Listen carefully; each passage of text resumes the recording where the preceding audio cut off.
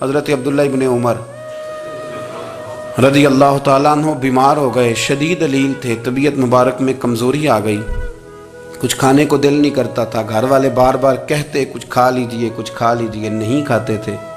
بالآخر حضرت نافع آپ کے غلام تھے، ان سے کہنے لگے کہیں سے مچھلی مل جائے نا تھوڑی سی تو میں کھاؤں گا۔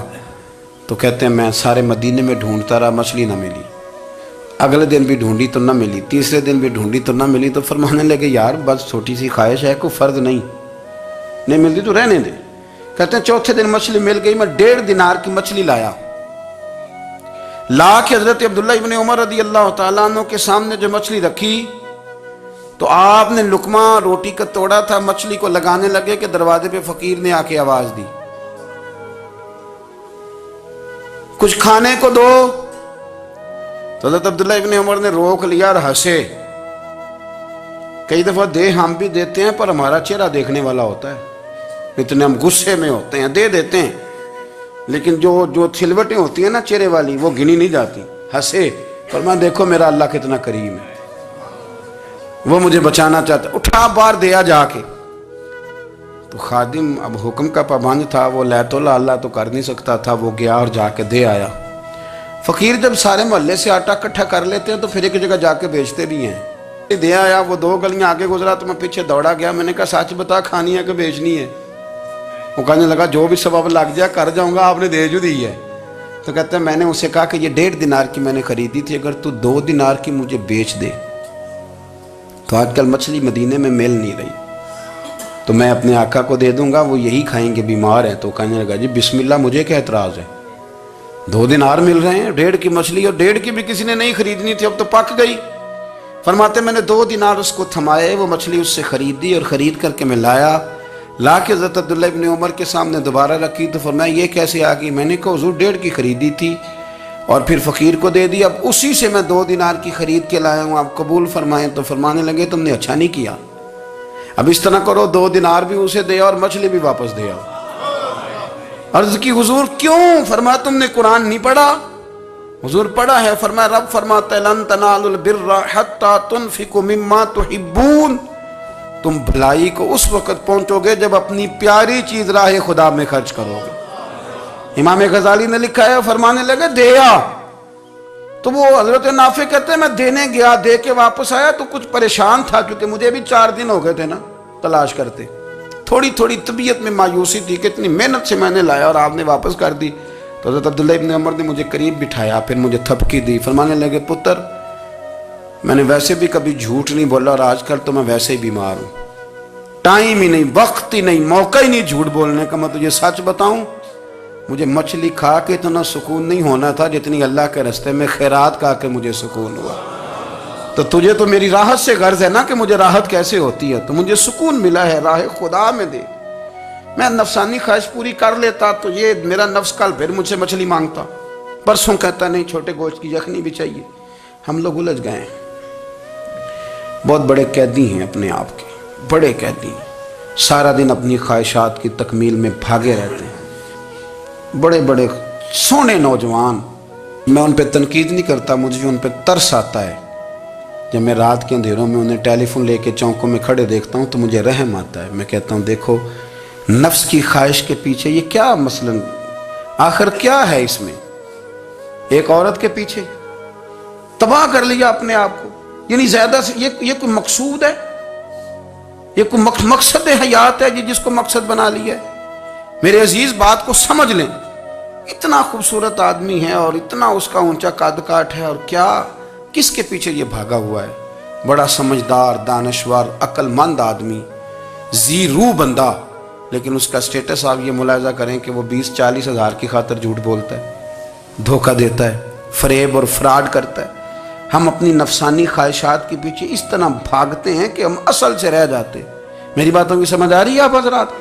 تھوڑا تھوڑا کر کے، ایک ایک کر کے ان کی باتیں کم مانیں۔ وہ ضروری تو نہیں نا کہ سویرے ناشتہ بازار سے اپنی مرضی کا تگڑا کیا ہے، بازار سے لا کے پوڑیاں چنے بہترین کھائے، اور پوڑیاں چنے ابھی کھائے نہیں، شاپر میں ڈالے ہوئے ہیں، اور وہ لے کے ابھی آ رہا ہے تو ساتھ ہی رستے سے गोश्त भी छोटा अच्छा लगा तो 2 किलो वो भी ले आए कि पूड़ियाँ चने खाऊंगा और दोपहर के लिए गोश्त पकाऊंगा। ओ पहले ये तो खा ले साहब, इससे तो निजात पा ले। ये पता नहीं हजम होता है कि कुछ और करता है तेरे साथ, लेकिन वो गोश्त भी साथ ले आया। यानी टेबल पे, नाश्ते के टेबल पर बैठ के फैसला हो रहा होता है कि हमने क्या खाना है, हमने किधर जाना है। संगियो याद रखो, बातों को समझो और गौर करो। ये थोड़ा थोड़ा करके जब हम छुटकारा हासिल करने की कोशिश करेंगे ना, छुटकारा हासिल करने की, कई जगह से, किसी जगह से अगर आपको तंबी होती है ना, तंबी, उसमें भी बड़ा मज़ा आता है। उसमें बड़ा, हमारे एक बुजुर्ग थे, तो एक दिन ना मैं गया तो कहने लगे अल्हम्दुलिल्लाह आज मैं बड़े सुकून में हूँ। मैंने कहा जी वो क्या हुआ? कहने लगे मैं अपने आप को बड़ा पीर साहब समझने लग गया था। तो एक वापडा के किसी आदमी से काम था, तो मेरे एक दोस्त ने मुझे कहा कि पीर साहब उसको टेलीफोन कर दें, सुना है आपका अकीदतमंद है। मैंने उस बंदे को टेलीफोन किया तो कहता पीर साहब मैं इज्जत आपकी बड़ी करता हूँ पर यह काम नहीं हो सकता। कहते जब उसने मुझे कहा ना तो कुछ भी नहीं, तो मुझे बड़ा मज़ा आया है, वरना मेरा तो नफ्स फूल गया था। मैं तो समझता था कि जो मैं कहता हूँ वैसे ही हो जाता है। कहते उसने थोड़ा सा ना मुझे लेवल में किया है, मुझे मज़ा आया। ये लोग ना अपने ऊपर बोझ डालते थे, ये थोड़ा थोड़ा पीछे हटते थे, ये समझते थे कि इस तरह तो हमारी तकमील रह जाएगी। सुबह से शाम तक अगर इसी नफ्स की बातें मानते जाएंगे तो खराबी करेगा। दौलत का नशा है भाई, दौलत इकट्ठी करने वाला किसी जगह सैर नहीं होता। हुस्न का नशा है, हुस्न का नशा है। हजरत अबू बकर शिबली रहमतुल्लाह अलैह फरमाया करते थे जो तेरी बेटी को खूबसूरत समझ के उसके साथ निकाह करना चाहे उसे बेटी ना देना। हजरत जी क्यों? फरमाया हुस्न तो थोड़े दिन के बाद खत्म हो जाएगा, फिर वो इसकी कदर नहीं करेगा, वो तो कहीं और मुंह मारता फिरेगा। हज़रत अबू बकर शिबली रहमतुल्लाह ताला अलैह की बेटी खूबसूरत थी। एक नौजवान कहने लगा मेरा निकाह कर दें। आप फरमाने लगे पुत्र तो 1 महीने के बाद आना, कर दूंगा। बड़ी मोटी ताज़ी खूबसूरत साहिबजादी। तो हजरत ने उसे दवाई खिलाई, उसे पखाने लग गए। जो पखाना करती एक मटके में संभाल देते। थोड़ा वक्त गुजरा तो वो हड्डियों का पिंजर बन गई। महीने भर में दस्त इतने आए कि कमज़ोर हो गई। तो अबू बकर शिबली 1 महीने के बाद नौजवान को बुलाया, फरमाया इधर आ तेरा निकाह करूँ। बच्ची दिखाई तो वो कमज़ोर बिस्तर पे पड़ी। फरमाया शादी कर। कहने लगा इससे नहीं मैंने करनी। फरमाया ये वही है? कहने लगा जी नहीं। फरमाया तू तो कहता था मुझे इश्क है, किधर गया तेरा इश्क? कहने लगा हजरत साहब आप कैसी बात कर रहे हैं? फरमाया इधर आ। फिर वो मटका जिसमें गंद रखा था वहां ले गए। फरमाने लगे तेरा इसके साथ इश्क था, ये है तेरा इश्क। फरमाया इसे तो मैं 4 दिन रोटी खिलाऊंगा फिर तंदुरुस्त हो जाएगी, लेकिन मैं देखना चाहता था कि तू मेरी बेटी से प्यार करता है या उसके चेहरे पे आने वाली कुछ वक्त के लिए सुर्खी से प्यार करता है, उस लाली से प्यार करता है जो जवानी के वक्त बच्चों और बच्चियों पे आती है। किस चीज के दिल दादा? यानी क्या मतलब? नफ्स की गुलामी, सरासर गुलामी। और पलट पलट के खा, और बड़े बड़े सियाने बंदे छोटी सी ख्वाहिश के लिए। बड़ा समझदार आदमी, बड़ा सियाना बंदा। मैं एक बड़े बुजुर्ग आलिम थे, मैं एक दफा मिलने गया तो पाए पका रहे थे, खुद पाए पका रहे थे। तो वो बड़े प्यार की बात होती है ना जी। तो तामत बांधी हुई और बड़ी जनाब खस्ता हाली, और वो पाए पका रहे हैं। तो मैंने उनसे कहा, मैंने कहा हजरत जी पाए तो किसी और ने भी पका लेने थे, आप बुखारी लेके बैठते, चलो मेरी तरह का कोई बंदा आपसे इस्तेफादा भी कर लेता। अब पाए आप लाएंगे, फिर पकाएंगे, फिर आप खाएंगे, तो ये तो 24 घंटे आप किसी काम में गुजर जाएंगे। तो ये एक छोटी सी ख्वाहिश के लिए, मैं किसी चीज को हराम नहीं कह रहा। कुरान पाक की जो आयत पढ़ी है सिर्फ उसकी तफसीर आपके सामने अर्ज कर रहा हूं। हमारी ख्वाहिशात माँ पालती है, आपको नहीं पता कितने दुख सहती है। मैं उन माओं को जानता हूं जो बेटे के हिस्सों की मार भी उसके अब्बे से खाती हैं, मार खाती हैं वो। एक खातून है, कान से सुनता नहीं, मेरे पास एक दफा आई, कहने लगी 60 लग गई सी, कोई दुआ कर दें। तो आपको वजीफा पर डॉक्टर कहते हैं ठीक नहीं हो सकते। मैंने कहा बाजी सही बताओ मसला क्या है? कहने नहीं कुछ भी नहीं, मसला क्या होना है, पुत्र गलत निकल आया है, उसका बाप रोज़ मारता है, आज मैं आगे गई हूँ तो उसने एक थप्पड़ मेरे कान पे मार दिया। तो पर्दा फट गया। माएँ मार खाती हैं, लेकिन वो पुत्र जिसको बड़ी मेहनत से पाला है वो जवान होता है तो अम्मा से कहता है तुझे छोड़ देना है, पर जिस लड़की से मेरा टेलीफोन पे रब्ता है उसे नहीं मैंने छोड़ना, वो नहीं छूट सकती। हर शय कुचल जाता है वो।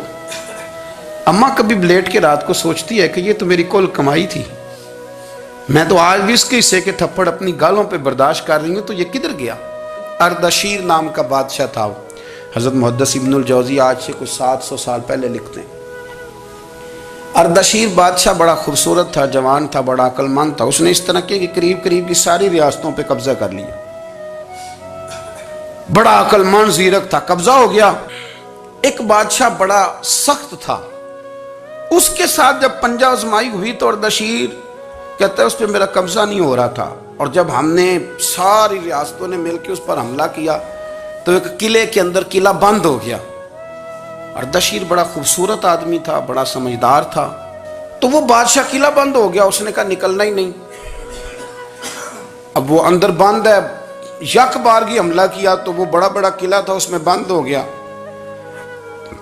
اس بادشاہ کی نا جس پر حملہ کیا، اس کی بیٹی اچانک ایک دن قلعے کی دیوار پہ چڑھی تو اردشیر کے حسن و جمال کو دیکھا تو عاشق ہو گئی، اور اپنے ہی باپ کے خلاف اسے کہنے لگی کہ اگر تو میرے ساتھ شادی کا وعدہ کرے نا تو میں تجھے رستہ بتاتی ہوں حملہ کرنے کا۔ اس نے کہا میرا وعدہ رہا، تو رستہ بتا۔ اس نے رستہ بتایا اس لڑکی نے، اور بادشاہ نے حملہ کیا تو اس کا باپ قتل کیا، اس علاقے پہ قبضہ کیا شادی کے وعدے پر۔ ہاں ہاں، نفسانی خواہش بندے کو اندھا کر دیتی، نہیں سمجھ آتی اس کو میں کدھر جانا ہے، اندھا کر دیتی۔ حملہ کیا، اور جب اس لڑکی کو لے کے آیا نا اپنے محل میں، تو پہلے دن شادی کی پہلی رات تھی، تو بستر بچھایا کنیز نے، تو وہ کبھی کروٹ ادھر بدلتی کبھی ادھر بدلتی، تو بادشاہ کہنے لگا کیا ہے؟ کہنے لگی بستر میں کچھ ہے، مجھے تکلیف دے رہی۔ اس نے چراغ جلائے اور جب بستر اٹھایا تو ایک اتنا سا دھاگا نکلا۔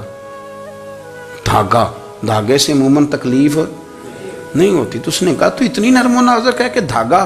کہنے لگی میرا باپ نا میرے ساتھ اتنا پیار کرتا تھا کہ روز میرا بستر بھی خود بچھاتا تھا، اور اس نے آلہ رکھا ہوا تھا، وہ ناپتا تھا کہ کوئی پایا اونچا نیچا تو نہیں، میری بیٹی کا بیلنس سوتے وقت خراب نہ ہو جائے، اور میرے لیے گوشت اور کپڑے بھی خود پسند کر کے لاتا تھا، کھانے پینے کا خود خیال کرتا تھا۔